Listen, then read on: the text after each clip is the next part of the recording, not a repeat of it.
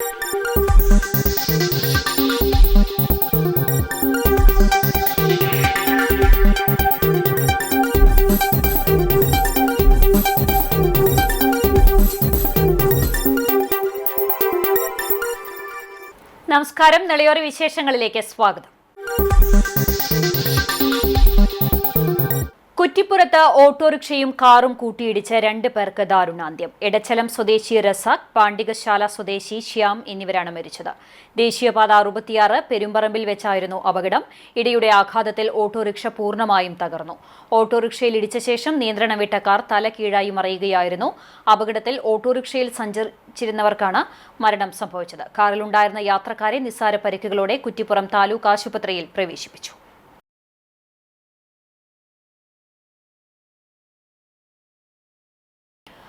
വിളയൂർ തൂതപ്പുഴയിൽ ഒഴുക്കിൽപ്പെട്ട അതിഥി തൊഴിലാളിയുടെ മൃതദേഹം കണ്ടെത്തി. കഴിഞ്ഞ ദിവസമാണ് ഉത്തർപ്രദേശ് സ്വദേശി വസിദ് ഒഴുക്കിൽപ്പെട്ടത്.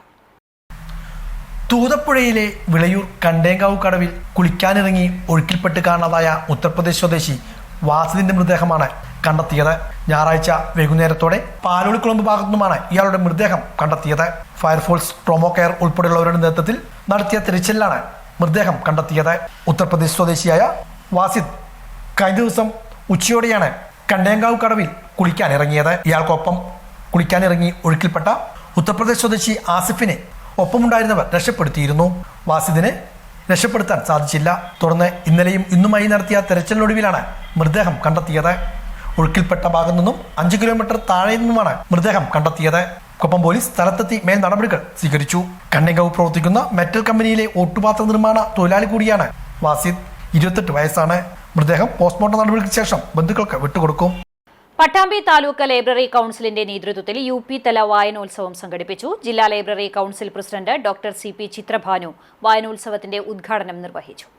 പട്ടാമ്പി GMLP സ്കൂളിൽ വെച്ചാണ് താലൂക്ക് തല UP വിഭാഗം വായനോത്സവം സംഘടിപ്പിച്ചത്. താലൂക്കിലെ വിവിധ വിദ്യാലയങ്ങളിൽ നിന്നുമുള്ള വിദ്യാർത്ഥികൾ പങ്കെടുത്തു. രാവിലെ ജില്ലാ library council president doctor CP Chithrabhanu വായനോത്സവം ഉദ്ഘാടനം ചെയ്തു.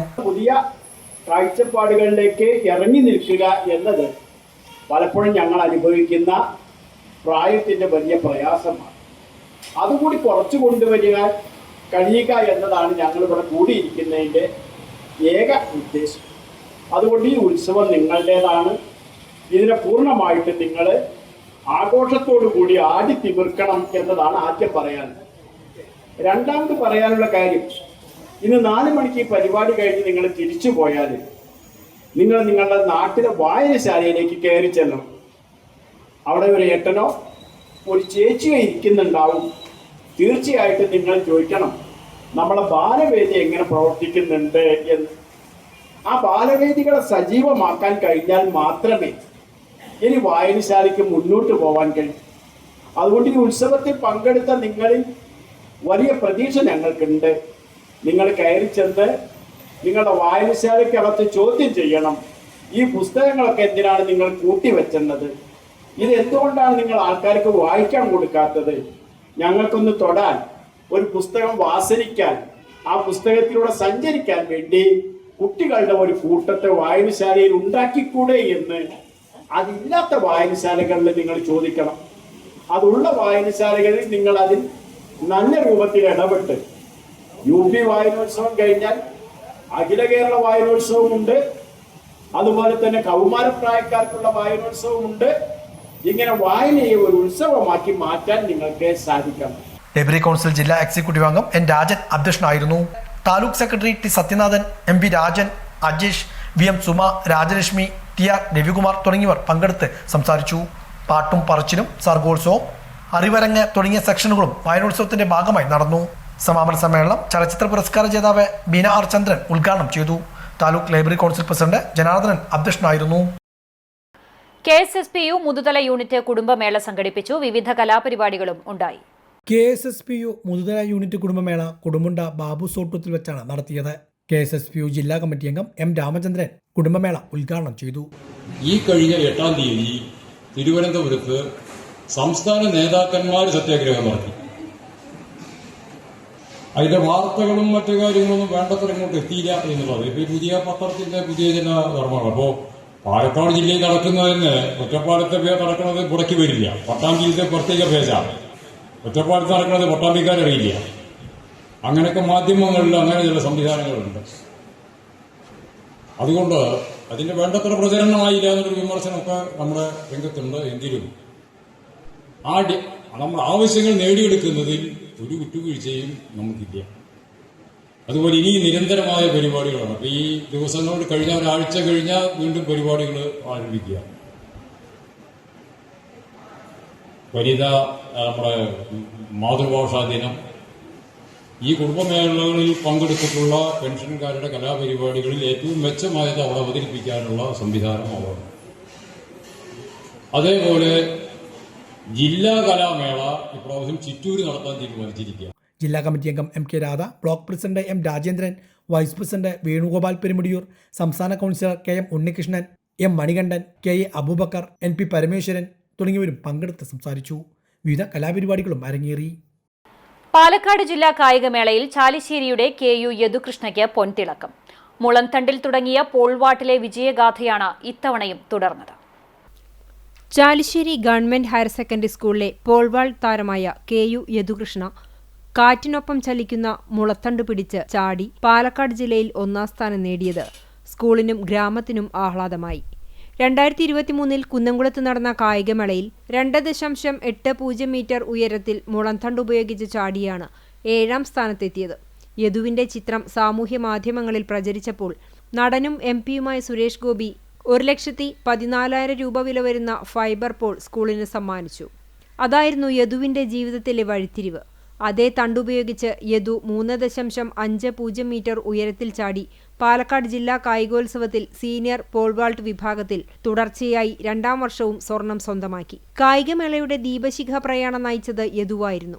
ആഗസ്റ്റിൽ എറണാകുളത്ത് നടന്ന 69ാമത് കേരള സംസ്ഥാന അത്ലറ്റിക് ചാമ്പ്യൻഷിപ്പിൽ അണ്ടർ 20 പുരുഷ വിഭാഗത്തിൽ വെള്ളിമെഡൽ നേടിയ യദു ഒഡീഷയിലെ ദേശീയ ജൂനിയർ അത്ലറ്റിക് മത്സരത്തിൽ കേരളത്തിനു വേണ്ടി 9ാമത് എത്തിയിരുന്നു. 21-ന് ചൊവ്വാഴ്ച തിരുവനന്തപുരം വേദിയാകുന്ന സംസ്ഥാന കായികമേളയിൽ പാലക്കാട് ജില്ലയെ പ്രതിനിധീകരിച്ച് പോൾവാൾട്ടിലൂടെ ഉയരങ്ങളിലേക്ക് പറക്കാനുള്ള കഠിന പരിശീലനത്തിലാണ് യദു.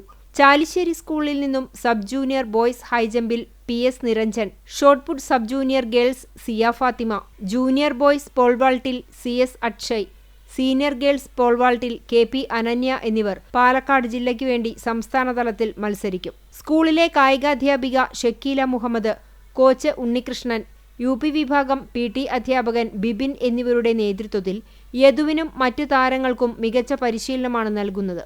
എന്നാൽ യദുവിന്റെ മുന്നേറ്റം കൂടുതൽ ശക്തമാക്കാൻ പോൾവാൾട്ട് ബഡും 150 LB കാർബൺ പോളുമില്ലാത്തത് പരിശീലനത്തെ ബാധിക്കുന്നുണ്ട്. +2 വിദ്യാർത്ഥിയായ യദു കോക്കൂർ മടത്തിൽപ്പുറം കുട്ടിയാട്ടിൽ ഉണ്ണികൃഷ്ണൻ ശാലിനി ദമ്പതികളുടെ മകനാണ്. ശബരിമല യാത്രയ്ക്കിടെ കൂറ്റനാട് സ്വദേശി പമ്പയിൽ വെച്ച് ഹൃദയാഘാതം മൂലം മരിച്ചു. കൂറ്റനാട് എളവാതുക്കൽ അമ്പലത്തിന് സമീപം താമസിക്കുന്ന പരേതരായ പൂവത്തിങ്കൽ പയ്യട ഗോവിന്ദൻ നായർ ലക്ഷ്മിക്കുട്ടിയമ്മ ദമ്പതികളുടെ മകൻ 44 വയസ്സുള്ള ബാലസുബ്രഹ്മണ്യനാണ് മരിച്ചത്. ശനിയാഴ്ച രാവിലെ ശബരിമലയിലേക്കുള്ള യാത്രയ്ക്കിടെ പമ്പയിൽ വെച്ച് ഹൃദയാഘാതം മൂലം മരിക്കുകയായിരുന്നു. ബാംഗ്ലൂരിലാണ് ജോലി ചെയ്യുന്നത്. വെള്ളിയാഴ്ച വൈകുന്നേരത്തോടെയായിരുന്നു ശബരിമലയിലേക്ക് യാത്ര തിരിച്ചത്. വിനീത ഭാര്യയും മധു, മഹി എന്നിവർ മക്കളാണ്. സംസ്കാരം ഷൊർണൂർ ശാന്തി തീരത്ത് നടന്നു. CPIM ചാലിശ്ശേരി പഞ്ചായത്ത് കമ്മിറ്റിയുടെ നേതൃത്വത്തിൽ രാഷ്ട്രീയ വിശദീകരണ കാൽനട പ്രചരണ ജാഥ നടത്തി. ചാലിശ്ശേരി പഞ്ചായത്ത് UDF ഭരണസമിതിയുടെ വികസന വിരുദ്ധ നിലപാടുകൾക്കെതിരെ എന്ന മുദ്രാവാക്യം ഉയർത്തിയാണ് പരിപാടി സംഘടിപ്പിച്ചത്. രാവിലെ 9 മണിക്ക് ആലിക്കര സെന്ററിൽ നിന്നും ആരംഭിച്ച ജാഥയുടെ ഉദ്ഘാടനം മുൻ തൃത്താല MLA TP കുഞ്ഞുണ്ണി ഉദ്ഘാടനം ചെയ്തു. വൈകിട്ട് 5:30 ഹെൽത്ത് സെന്ററിൽ നടന്ന ജാഥ സമാപന സമ്മേളനം DYFI സംസ്ഥാന കമ്മിറ്റി അംഗം AK ഷാനിബ് ഉദ്ഘാടനം ചെയ്തു. സഖാവ് പിണറായി വിജയന്റെ നേതൃത്വത്തിൽ ഇന്ത്യ മഹാരാജ്യത്തെ നമ്പർ 1 സംസ്ഥാനമായി കൊണ്ട് നമ്മുടെ സംസ്ഥാനം മാറി എന്നുള്ളത് അഭിമാനത്തോടു കൂടി പറയുകയാണ്. ഈ നാട് കണ്ടതിൽ വെച്ച് ഏറ്റവും അപകടകരമായിട്ടുള്ള അവസ്ഥയിലൂടെ കടന്നുപോയ സമയങ്ങളെല്ലാം ഈ നാടിനും നാട്ടുകാർക്കുമെല്ലാം താങ്ങും തണലുമായി കൊണ്ട് ഈ നാടിനകത്ത് LDF സർക്കാർ ഉണ്ടായിരുന്നു. കഴിഞ്ഞ 15 വർഷമായി നമ്മൾ അനുഭവിച്ചുകൊണ്ടിരിക്കുകയാണ്. അത് എല്ലാവരും അനുഭവിച്ചുകൊണ്ടിരിക്കുകയാണ്. ഇവിടെ ഇപ്പോൾ ഒരു പ്രസിഡന്റ് വന്നു. ഈ പ്രസിഡന്റ് ആരുടെയാണ് എന്നുള്ളത് ആർക്കും അറിയില്ല. എല്ലാവരും കുറ്റം പറയാണ്. ലീഗുകാരോട് ചോദിച്ചാൽ ഒരു ലീഗുകാർ ഞങ്ങളുടെ അല്ലാന്നാണ്, കോൺഗ്രസ്സുകാരോട് ചോദിച്ചപ്പോൾ ആ ചെക്കനൊന്നും ചെല്ലെന്ന് നമ്മൾക്ക് പറയും. പിന്നെ ആരാണ് ഇയാൾ ഇവിടെ കൊണ്ട് നിർത്തിയതെന്നാണ് മനസ്സിലായത്. തദ്ദേശ സ്വയംഭരണ തെരഞ്ഞെടുപ്പിൽ തൃത്താല ബ്ലോക്ക് പഞ്ചായത്തിലെ സംവരണ നറുക്കെടുപ്പ് പൂർത്തിയായി. ഡിവിഷൻ 2 കൂടല്ലൂർ പട്ടികജാതി സംവരണവും 9 പെരിങ്ങോട്, 12 പെരുമണ്ണൂർ പട്ടികജാതി വനിതാ സംവരണവുമാണ്. 4 Kakkattiri, 5 Mezhathur, 11 Amakkavu, 14 ward Kappur, 15 ward Marayamkunnu, 16 ward Kumaranellur എന്നിവിടങ്ങളിലാണ് വനിതാ സംവരണം. Ward 1 Perumbalam, ward 3 Thalakkassery, 6 ward Thrithala, 7 ward Thirumittacode, Karukaputhur 8 ward, 10 ward Koottanad, 13 Chalissery ഡിവിഷനുകൾ ജനറലുമാണ്. പട്ടാമ്പി ഹോളി ക്രോസ് ദേവാലയത്തിൽ തിരുനാൾ ആഘോഷിച്ചു. 2 ദിവസങ്ങളിലായിട്ടായിരുന്നു ചടങ്ങുകൾ.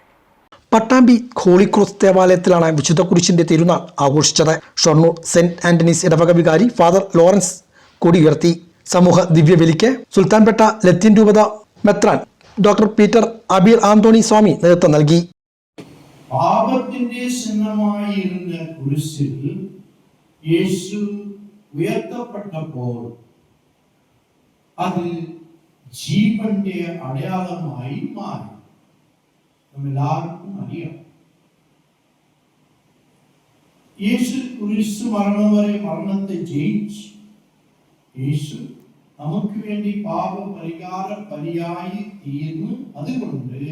അതുകൊണ്ടാണ് ഓരോ ദിവ്യ ബലിയും യേശുവിന്റെ പരിഹാര ബലിക്ക് നന്ദി ബലിയായി അർപ്പിക്കുന്നതാണ്. ക്രിസ്തീയ ജീവിതത്തിൽ പ്രിയമുള്ളവരെ, ഇന്ന് മാറ്റാൻ പറ്റാതെ ഒന്നതാണ് ക്രൂശ്. എല്ലാ സ്ഥലത്തിലും കുരിശുണ്ട്. കഴുത്തിൽ, മാലയിൽ, വീട്ടിൽ, സെമിട്രിയിൽ, അതുപോലെ എല്ലാ സ്ഥലത്തും നമ്മുടെ ജീവിതത്തിന്റെ ഉടനീളം രക്ഷയുടെ അടയാളമായി കുരിശുണ്ട്. ഈ കുരിശുകൾ ശാപത്തിന്റെയും ശിക്ഷയുടെയും അടയാളമല്ല. കൊപ്പത്ത് കോൺഗ്രസിന്റെ നേതൃത്വത്തിൽ ജനരക്ഷാ യാത്ര സംഘടിപ്പിച്ചു. KPCC രാഷ്ട്രീയകാര്യ സമിതി അംഗം CP മുഹമ്മദ് യാത്ര ഉദ്ഘാടനം ചെയ്തു.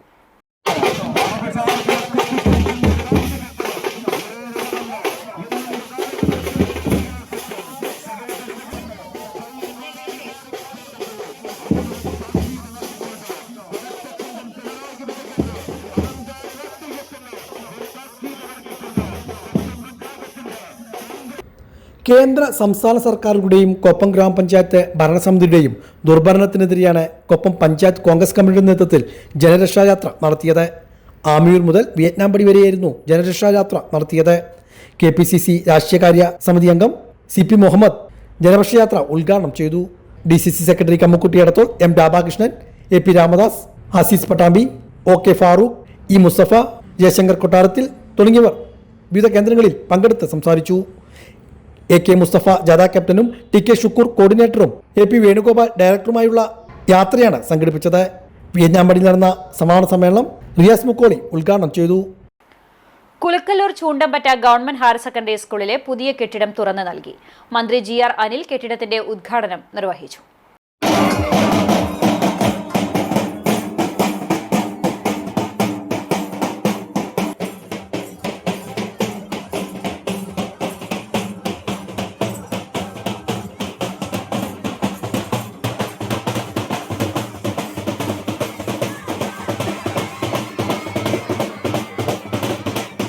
ചുണ്ടമ്പറ്റ ഗവൺമെന്റ് ഹയർ സെക്കൻഡറി സ്കൂളിൽ കിഫ്ബി പദ്ധതിയിൽ ഉൾപ്പെടുത്തിയാണ് പുതിയ കെട്ടിടം നിർമ്മിച്ചത്. 3.90 കോടി രൂപ ചെലവഴിച്ചാണ് 3 നില കെട്ടിടം നിർമ്മിച്ചത്.